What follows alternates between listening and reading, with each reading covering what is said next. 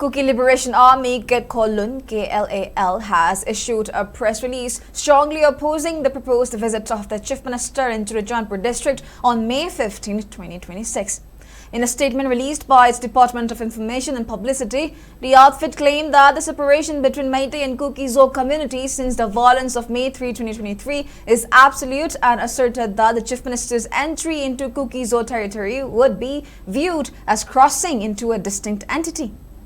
The statement further warned that any attempt to breach buffer zones established by the Government of India would be treated as a provocation. It also called upon Kuki Zo citizens to resist the visit and stated that any unrest arising from such move would be the responsibility of the Chief Minister and the Government of India. The outfit additionally declared that Meitei civilians would not be allowed entry into Kuki Zo areas until a just political solution is reached, while urging the Chief Minister to focus governance within Meitei land.